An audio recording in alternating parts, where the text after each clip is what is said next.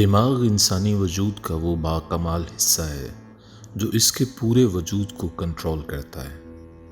जब दिमाग बीमार होता है तो सिर्फ हमारा वजूद बीमार नहीं होता, हमारी सोच, हमारे रवैये, हमारे अकायद सब बीमार हो जाते हैं। एक सेहतमंद दिमाग ना सिर्फ अपने मुआशरे की तरक्की की वजह बनता है बल्कि इंसानियत की बका का अलमबरदार भी होता है। कहते हैं एक बीमार दिमाग को ये कबूल करने में कि वो बीमार हो चुका है 10 साल लग जाते हैं। इस दौरान मुआशरे को ऐसा दिमाग क्या नुकसान पहुंचाता है और हमारे मुआशरे में इस वक्त कितने और किस तरह के बीमार दिमाग हैं, आइए ये सब जानते हैं डॉक्टर मुज्तबा से। मेरा इस वक्त जो ख़ास तौर पे आपसे गुफ्तगू करने का डॉक्टर साहब है था कि दुनिया में इस दुनिया ने, इस प्लैनेट ने बहुत बार वबाई अमराज को देखा, सुना और सहा, जिसमें 5 करोड़, 5.5 करोड़ ऐसे लोग भी मर गए प्लैनेट के ऊपर। स्पेनिश फ्लू आया और बहुत सारी वबाएं रहीं और बहुत सारे जर्म्स अभी हमारे साथ रह रहे हैं। 50 के करीब जर्म ऐसे हैं जिनके साथ हमने जीना सीख लिया। तो मेरा सवाल ये है सर कि जब वबाई अमराज आते हैं तो मुआशरे के अंदर नफ्सियाती प्रॉब्लम क्या जन्म लेते हैं? अच्छा, हमें ना दो बातें यहाँ पे बहुत अच्छी तरह समझनी है। जी। नंबर एक, हमारे अगर, क्योंकि ये एक जिंदगी में एक ही दफा, शायद सदी में एक दफा ऐसा होना होता है। जी। 17 में स्पेनिश फ्लू आया था शायद, 18 में आया था, 1918 के करीब आया था। लेकिन हम जो ट्रेंड देखते हैं 5-6 सदियों का, ये सदी के शुरू के 20 साल के अंदर हम देख रहे हैं कि ये ट्रेंड मौजूद है पेंडेमिक्स का। जी, कोई भी इंसान इस चीज के लिए प्रिपेयर्ड नहीं होता, क्योंकि हम जब अपनी जिंदगी को मुस्तकबिल के लिहाज से देखते हैं तो हम हमेशा एक मुस्बत आउटकम देखना चाहते हैं अपने को। उसमें हम मिनिमाइज कर देते हैं इन तमाम नागहानी आफात को, जिसको हम कंसिडर नहीं करते। हम कहते हैं कि नहीं, ये पॉसिबल नहीं है। मैं आपको इस तरह से बताता हूँ कि हम 2006 में जब ये कश्मीर में ज़लज़ला आया था जी, तो उसके कुछ अरसे के बाद जब मेंटल हेल्थ प्रॉब्लम्स वहाँ बहुत ज़्यादा बढ़ गई तो हमें कहा गया कि आप जाके वहाँ को कुछ हेल्प आउट करें। तो हम जो हेल्प आउट करने गए तो सबसे बड़ा जो वहाँ पे स्टेटमेंट थी जो लोग दिया करते थे, वो कहते थे कि हमने ज़िंदगी में कभी सोचा नहीं था कि हमारे साथ ऐसा हो जाए। और ये बात बहुत ज़रूरी है हमें इस बात को समझना कि हम कभी इन चीज़ों के बारे में नहीं सोचते। सो हम प्रिपेयर्ड नहीं है। जब हम प्रिपेयर्ड नहीं होते तो हम ऐसी सूरत हाल के अंदर बिल्कुल खौफजदा हो जाते। ठीक है। दूसरा प्रॉब्लम इस पेंडेमिक का क्या हुआ, पेंडेमिक की वजह से हम सबको स्टे एट होम के ऑर्डर्स मिल गए। जी। हमें कहा गया कि घर रहो, अपनी जिंदगी की हिफाजत करो, मर जाओगे। मीडिया ने बहुत सनसनी फैला दी, हर रोज कोविड के बारे में नई इंफॉर्मेशन, फलां जगह बंदा मर गया। हमारे अंदर एक खौफ जो पहले ही मौजूद था, घबराहट मौजूद थी हमारे अंदर कि ये क्या हो गया है, हम तो इसके लिए तैयार ही नहीं थे। उसके ऊपर हमें खौफ डाल दिया गया कि बस हम बाहर निकले तो हमें पता नहीं क्या हो जाएगा, जिसकी वजह से हम घबराहट और खौफ दोनों का शिकार हुए। दुरुस्त। जब हम घबराहट और खौफ का शिकार हुए, उसके बाद क्या हुआ, उसके बाद ये हुआ कि हमें बिल्कुल आइसोलेट कर दिया। पूरी हिस्ट्री में, इंसान की तारीख में जब भी ब्रेन वॉश किया जाता है तो ब्रेन वॉश का सबसे पहला असूल ये होता है कि आप उनको अलहदा कर दें। ठीक है। दुनिया से, बाकी जगहों से, बाकी इलाकों से, बाकी इंफॉर्मेशन से काट दें।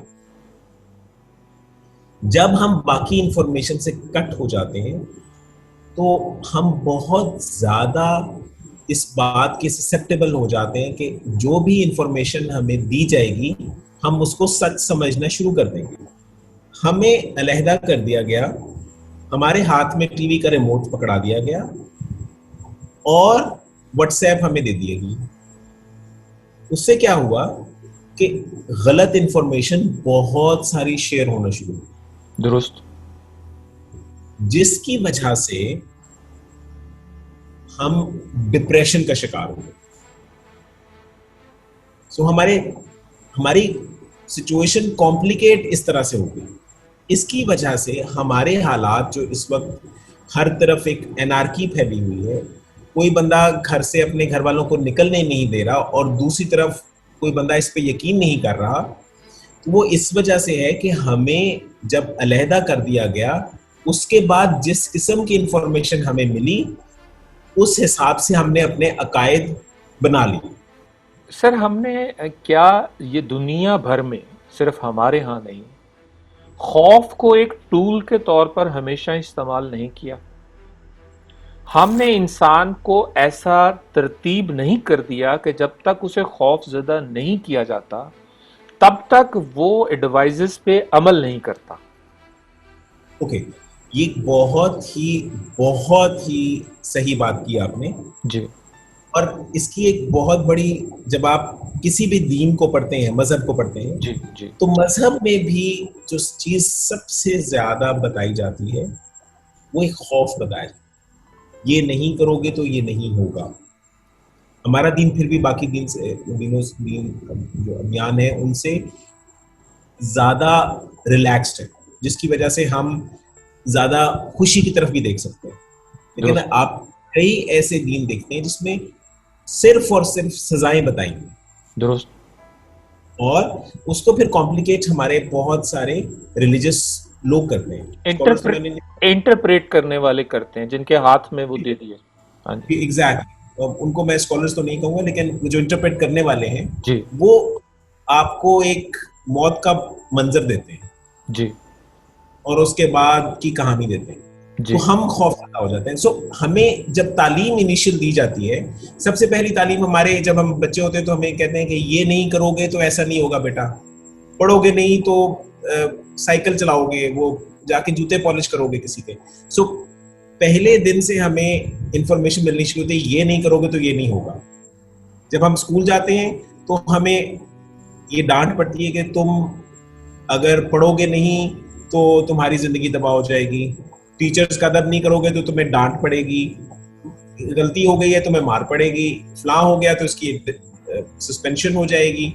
WHO के मुताबिक पाकिस्तान में हमारे दिमागी अमराज के कितने डॉक्टर हैं उसकी एक तफसील शेयर करना चाहता हूँ। WHO के मुताबिक 342 साइकेट्रिस्ट हैं, 3145 साइकोलॉजिस्ट हैं, 13,643 मेंटल हेल्थ के हवाले से नर्सेज हैं, 3,145 सोशल वर्कर हैं जो मेंटल हेल्थ को डील करते हैं, 1,02,597 मुख्तलिफ हेल्थ और मेंटल हेल्थ वर्कर्स हमारे मुल्क में मौजूद हैं। क्या ये डेटा दुरुस्त है? है भी सही और नहीं भी सही जी है। इस तरह सही कि जो डॉक्टर्स हैं हमारे, स्पेशली WHO के नज़दीक साइकियाट्रिस्ट वो होता है जिसके पास साइकियाट्री की स्पेशल डिग्री हो। ठीक है, और वो डिग्री उसके मुल्क में उसकी जो रिकग्नाइज करने वाली बॉडी है वो उसको रिकग्नाइज करे कि ये डिग्री हम उसको ठीक समझते हैं। WHO के मुताबिक इस वक्त तकरीबन 400 के करीब है, जो कि मैं बिल्कुल जिस बात से मुत्तफिक हूँ कि वाकई इस वक्त 400 ऐसे लोग हैं जो कि साइकियाट्री के अंदर पाकिस्तान में मौजूद हैं और जो काम कर रहे हैं। वो 400 भी नहीं, 350 से भी नीचे 342 बता रहे हैं। जी जी, बिल्कुल ऐसे ही, बिल्कुल ऐसे ही। लेकिन एक्चुअली जो असल सूरत हाल है वो ये है कि बहुत सारे ऐसे डॉक्टर साहिबान हैं जो बदकिस्मती से शायद या खुशकिस्मती से, लोगों को खुशकिस्मती से वो पास नहीं कर सके। जी ठीक है, तो वो लोग बगैर किसी डिग्री के कि लेकिन उन्होंने क्योंकि कुछ अर्सा काम किया होता है साइकाइट्री में, तो वो साइकाइट्री में एज अपने आप को साइकाइट्रिस्ट के तौर पर प्रोजेक्ट करते हैं। क्या ये दुरुस्त रवश है सर? मेरा ख्याल है कि ये बिल्कुल गलत है, लेकिन एज ए मेडिकल डॉक्टर आप साइकाइट्री की बीमारियों का इलाज कर सकते हैं, सो हम उन्हें रोक नहीं सकते। अलबत्ता जब वो अपने आप को कहते हैं कि हमने साइकाइट्री की डिग्री ली हुई है, जिसमें कोलंबो से हमने वो किया, या अफगानिस्तान से हमने डिग्री ले ली, या हमने दुबई से डिग्री ले ली, तो वो डिग्रीज ना तो Pakistan medical and dental council मानती है, और ना ही वो कोई डिग्रीज कोई इतनी मुस्तनद होती। अगर हमारी जो पाकिस्तान मेंटल काउंसिल है ये डिग्रीज नहीं मानती, तो फिर उनको प्रैक्टिस करने की हुकूमत इजाज़त कैसे देती है? प्रैक्टिस करने की तमाम उन डॉक्टर साहिबान को इजाज़त है जिन्होंने MBBS कर लिया है। ओके। तो अब मिसाल के तौर पे मुझे इजाज़त है कि मैं गायनी की प्रैक्टिस कर सकता हूँ, जी। ठीक है। मैं खुद उसमें स्पेशलिस्ट नहीं हूँ, इसलिए मैं उसके बारे में कोई बात करता नहीं। हम्म। जो अफराद साइकाइट्री में प्रैक्टिस करते हैं, वो इजाज़त उनको है, वो कर सकते हैं, उनको कोई कानून रोकता नहीं है। हाँ, अलबत्ता क्योंकि उनके पास डिग्री नहीं है तो वो स्पेशलिस्ट कहलाते नहीं हैं। सर क्या मैं पूछ सकता हूँ कि यही प्रैक्टिस जो पाकिस्तान में है कि डिग्री होल्डर ना होने के बावजूद भी प्रैक्टिस करें, क्या दूसरे किसी मुल्क में भी ऐसे ही प्रैक्टिस होती है? बहुत कम, आमतौर पे तीसरी दुनिया के ममालिक में ऐसा होता है। उसकी एक बहुत बड़ी वजह है।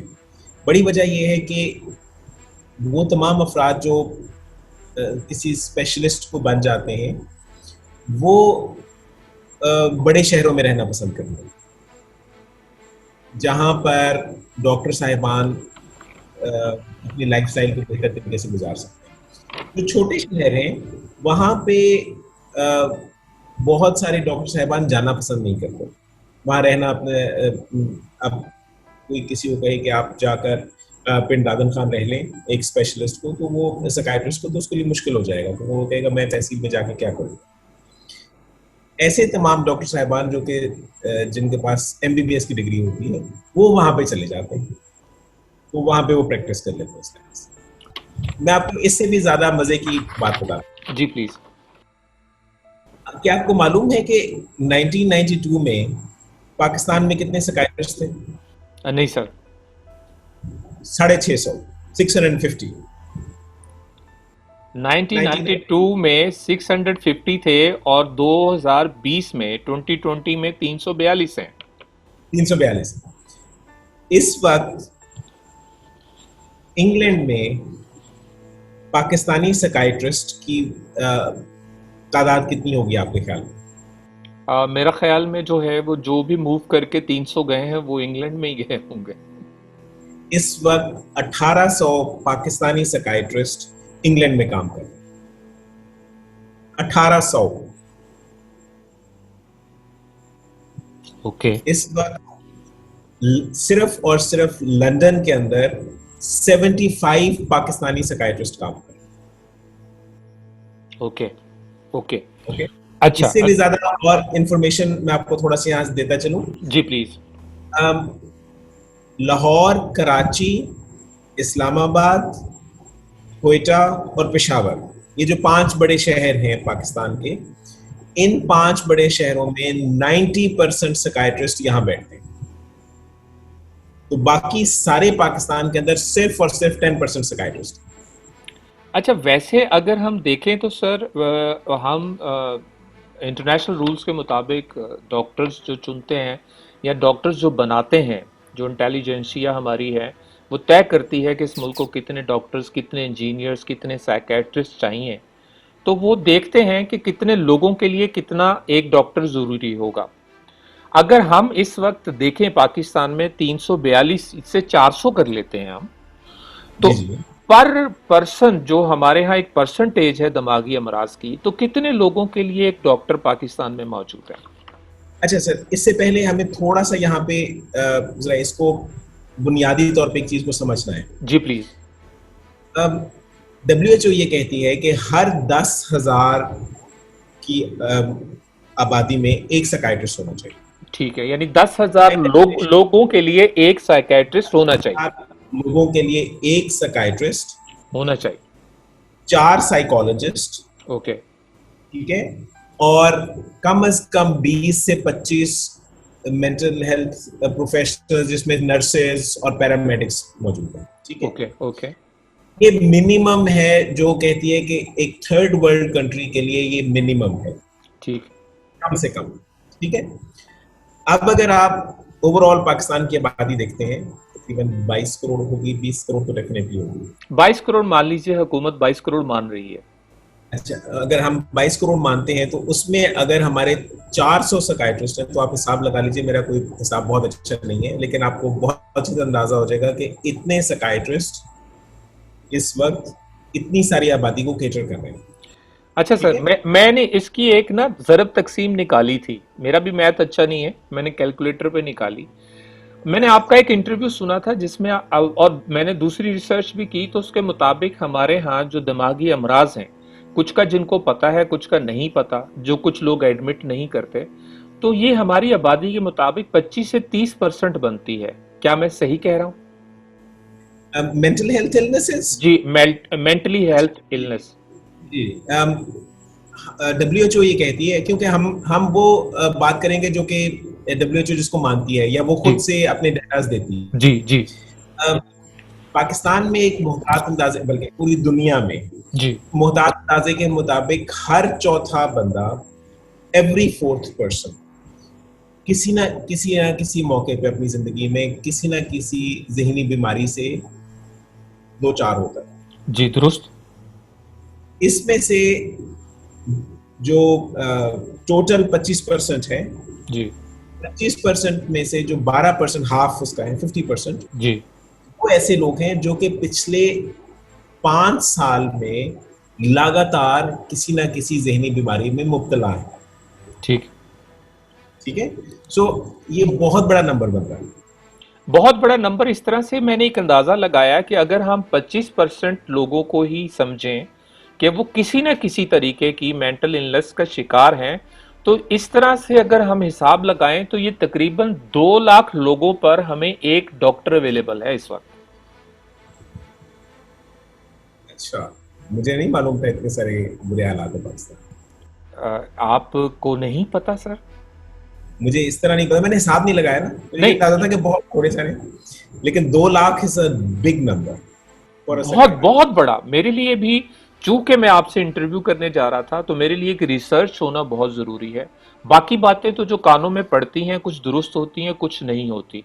जब हम एक्सपर्ट से बात करते हैं तो उनसे करेक्शन भी जरूरी होती है, कि हमें अवेयरनेस मिलती है कि सही फिगर हम कोट कर रहे हैं या सिर्फ सनसनी फैलाने के लिए बात कर रहे हैं।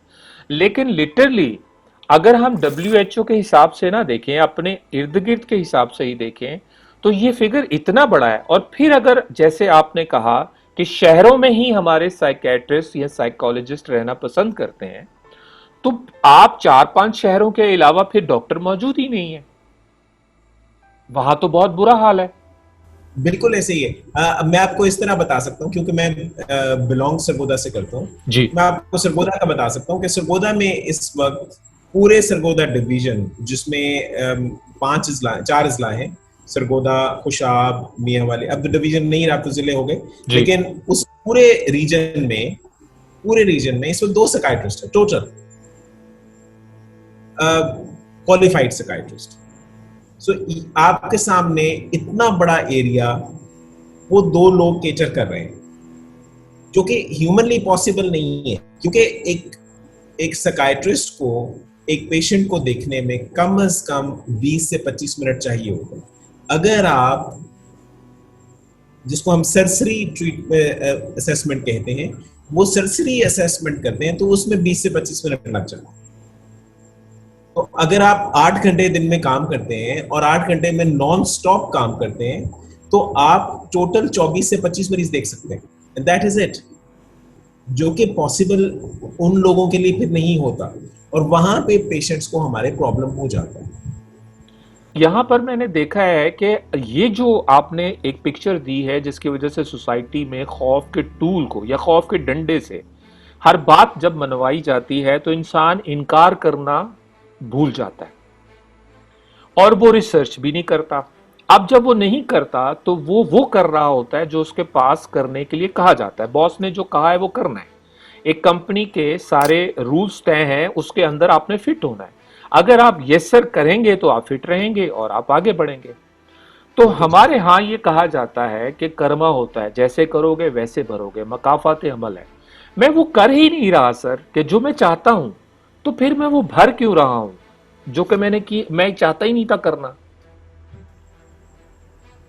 अच्छा, ये हम फिलोसॉफिकली बोल रहे हैं या साइंटिफिकली इसका मुझसे आंसर चाह रहे हैं? मैं दोनों तरह से सर आपको चाह रहा हूं, चूंकि मेरी जब भी आपसे मुलाकात हुई है मुझे आप फिलोसफिकल ज्यादा लगे। अच्छा, लेकिन प्रॉब्लम ये है कि वो मैं बेसिकली तो साइंस से बिलोंग करने वाला आदमी हूं, जी तो जी, आप 75% आप साइंस को ही बताएंगे, लेकिन कहीं कहीं 25% उस पर आ जाइए। अच्छा, अब देखिए, एक बात हमें यहाँ समझनी है कि हम लोग जब तक हमारे पास एक क्लियर कट विजन नहीं होगा ना, जी तो जो भी इंफॉर्मेशन हमें मिलेगी वो हमें at that particular point in time हम उसके पीछे चलना शुरू हो जाए। ठीक। Because we can't see an end point, we can't see a destination. हमें मंजिल नजर नहीं आ रही ना, दुरुस्त। हमें मालूम नहीं हमने कहाँ जाना। मेरे लिए, मैं उसको एक बहुत अच्छे साइकोलॉजिस्ट के तौर पे देखता हूँ उसको। मेरे ख्याल है कि उसने बहुत क्लियर कट इंसान की हायरार्की ऑफ नीड्स बनाई। हमारा प्रॉब्लम ये है कि जब तक हम अपनी जात से आगे नहीं निकलेंगे तो हम पूरे कौम या माशरे या अपने सोसाइटी या अपने इलाके के बारे में कुछ नहीं सोच सकते। दुरुस्त। यही प्रॉब्लम होता है थर्ड वर्ल्ड कंट्री या वो सोसाइटीज जो कि रिलेटिवली प्रिमिटिव।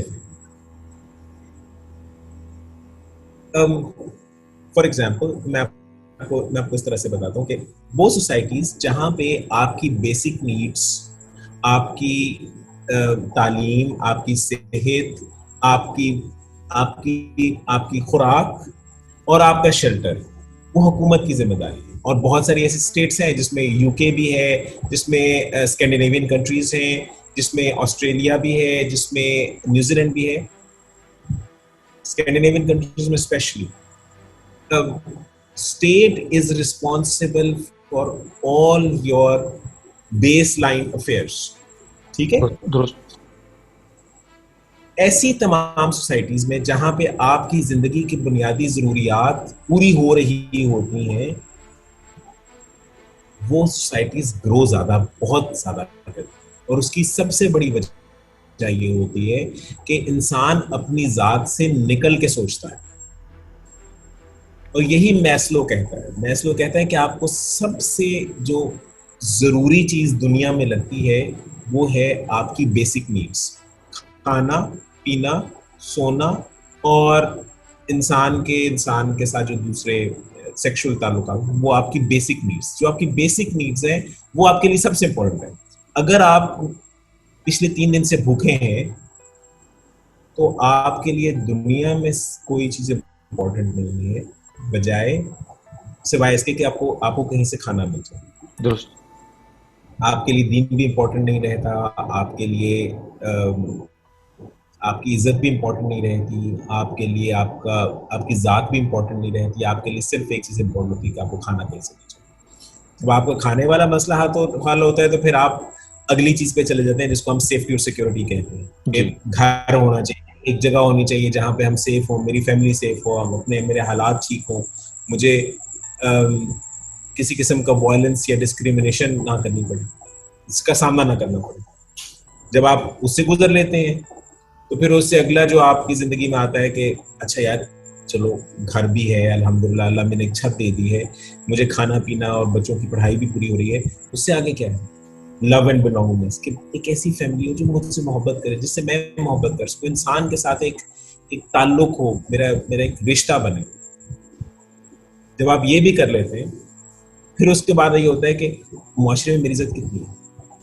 ये सब जात से मुताल्लिक। जब आप ये चारों क्रॉस कर लेते हैं, फिर उसके बाद वो स्टेट आती है जिसमें आप एक्चुअली सोसाइटी की मदद करते हैं। और वो स्टेट ऐसी है जिसमें मुआशरा तरक्की करता है, और वो है कि मैं अपनी ज़ात से लोगों को किस तरह फ़ायदा पहुंचा सकता। और मेरा ख्याल है कि वो तमाम सोसाइटीज़ जहाँ पे आपकी पहली 3-4 नीड्स पूरी हो रही हैं, वैसे लोग बहुत जल्दी मुआशरे की तरक्की के बारे में सोचते हैं। दुरुस्त। वहाँ पे रेसिज्म भी एक प्रॉब्लम होता है। वहाँ पे आपकी फ़ोन कॉल्स को अगर एफबीआई बग कर रही है तो वो भी प्रॉब्लम होता है। आपको अपनी शख्सी आज़ादी, आपको दूसरों के हकूक, इन सब चीज़ों की परवाह होती है। मुझे ये कहा जाता है ये तुम्हारे किए हुए, तुम्हारे बोई हुई फसल है जो तुम काट रहे हो। जबकि हमारे जैसे मुआशरों में मेरी पर्सनैलिटी, मेरी शख्सियत को जिस तरह से परवरिश दी गई, तो मुझे वो खौफ के डंडे से मेरे हाथ से इनकार छीन लिया, मेरी चॉइसेस छीन ली गई, और मुझे ये सिखा दिया गया, या मेरी ऐसी ब्रेन वॉशिंग कर दी गई कि मैं जब तक हाँ में हाँ नहीं मिलाऊंगा दूसरा राजी नहीं होगा। तो मैं वो सारा कुछ करता गया, चाहे वो मुआशियात की प्रॉब्लम की वजह से करता चला गया, मैं एज ए अदीब वो लिखता चला गया जो दूसरा चाहता है। अच्छा, उसकी क्या कैपेबिलिटी है ये मैं इस वक्त जज भी नहीं कर सकता, चूंकि मुझे अपनी मुआशियात को पूरा करने के लिए हाँ में हाँ मिलानी है। और जब इन सब किए हुओं को, यानी ये सब जो मैं बो रहा हूं अपने स्टेप्स पे, एक दिन मुझे काटना पड़ता है, तो मुझे कहा जाता है ये तुमने बोया था, जबकि मैंने किया नहीं था। जब एक इंसान इस सारी सूरत हाल का शिकार होता है, हमारे जैसे मुआशरों को, जिसको बेसिक नीड्स के लिए हाँ में हाँ मिलानी पड़ती है, और अगर इनकार करोगे तो फौरी तौर पे दूसरा उठ खड़ा होगा, चाहे वो आपका मजहबी आलिम हो, चाहे आपका ऑफिस का बॉस हो, कोई भी क्यों ना हो। तो ये जो नफ्सियात है इंसान की, जिसके अंदर हम पल बढ़ रहे हैं, क्या इसमें वाकईतन मैं किसी मकाफात का सामना भी कर रहा हूं? मेरा सवाल ये था। वो मेरी शख्सियत उस जगह तक कैसे पहुंचती कि मैं हमारी वो तमाम, मैं यही आपको समझाने की कोशिश करता कि वो तमाम सोसाइटीज और जिस तरह हमारा मुआशरा है, हम बहुत सारी चीजों के गुलाम हैं, जी। जिसमें से पैसा सबसे इम्पोर्टेंट, मुआशी हालात हमारे सबसे इम्पोर्टेंट। हम अपने रिवायात के गुलाम हैं, हम अपने हमारी जो सोच, हमारे बच्चे, जब हम बच्चे होते हैं तो जो सोच हमें दी जाती है हम उसके गुलाम रहते हैं। हमारे हम अपने दीन के गुलाम हैं, हम अपनी हुकूमत के गुलाम हैं, हम उस तमाम इकदार के गुलाम हैं जो कि हमें पता नहीं कब बना दी गई और हम उसके गुलाम हैं। ये एक बहुत मुश्किल सवाल है जिसका जवाब देना इसलिए मुश्किल है सोसाइटी में कि हम बेसिक नीड्स की वजह से मजबूर हैं वो सब कुछ करने को जो कि हमसे एक्सपेक्ट किया जाता है कि ये तुमने करना है। हम उस वक्त इनकार कर सकते हैं जब हमें बेसिक नीड्स की फिक्र ना हो, जब हम अपनी शख्सी प्रॉब्लम से निकल के मुआशरे की प्रॉब्लम्स के बारे में सोचना शुरू कर दें। तो हम उस वक्त वहां पे पहुंच सकते हैं जब हम अपनी जात से निकल सकते हैं। और मेरा ख्याल है कि इंसान, जो मैं ख्याल नहीं बल्कि हम इसको मैं साइंटिफिकली कहूँगा कि रिसर्च ये कहती है कि तमाम लोग जो कि बहुत कंजर्वेटिव सोसाइटीज में रहते हैं वो 40 साल तक अपनी जात से निकल नहीं सकते। अपनी वो तमाम जो उनके जो रिवायात हैं, जो उनकी सारी की सारी तालीमात हैं, जो कहा जाता है, उससे हट नहीं सकते 40 साल तक। सो आप अपनी अपनी प्राइम जो है वो आप गुजार चुके होते हैं, जब आपके अंदर एनर्जी होती है, जब आप ना कर सकते, इनकार कर सकते हैं और खड़े हो सकते हैं, जब आप एक लश्कर को लेके चल सकते हैं, तो उस वक्त तक आप इतने थक चुके होते हैं कि आप अगर ना करते भी हैं तो अपनी जात तक ही करते हैं। दुरुस्त। इस वजह से तब्दीली का आना, मैं तब्दीली उस तरह की नहीं, मैं तब्दीली एक जेन्युइन जी इंसानी जी तब्दीली, जी। वो तब्दीली आना बहुत मुश्किल है जब तक हम अपनी बेसिक नीड्स को, अपनी जिंदगी की सबसे जो हमारी प्रॉब्लम है वो हटा, जब तक उसको खत्म नहीं करेंगे, जब तक वो उसकी टेक केयर किसी और की जिम्मेदारी, जिस तरह रियासत की जिम्मेदारी होनी चाहिए, वो नहीं होगी, तो हम इसी चक्कर में एक हर जनरेशन गुजारते चले जाएंगे। मैं ऐसा महसूस कर रहा हूँ कि हम दोनों की गुफ्तगू के इस पॉइंट पे एक मनफी तासुर उन लोगों के लिए उभरेगा जो इस वक्त मुआशी तौर पर मायूस हैं या वो स्ट्रगल कर रहे हैं इस वक्त कि वो कुछ न कुछ हासिल करें। क्योंकि ये सवाल फौरी तौर पर आ जाता है कि मैं बहुत बदकिस्मत हूँ, मैं इस मुआशरे में क्यों पैदा हुआ? अगर 40 साल तक मेरी ज़िंदगी यहाँ तबाह हो गई, मैं ज़्यादा बेहतर जी लेता अगर इस मुआशरे में ना पैदा होता। अगर ऐसा कोई सवाल किसी के ज़हन में जन्म लेता है कि मैं कितना बदकिस्मत हूँ, मैं ऐसे मुआशरे में पैदा हो गया जहाँ मेरी शख्सियत पूरी तरीके से अपने आप को एक्सरसाइज भी नहीं कर सकी, तो इसका जवाब जो है वो कैसे दिया जाए?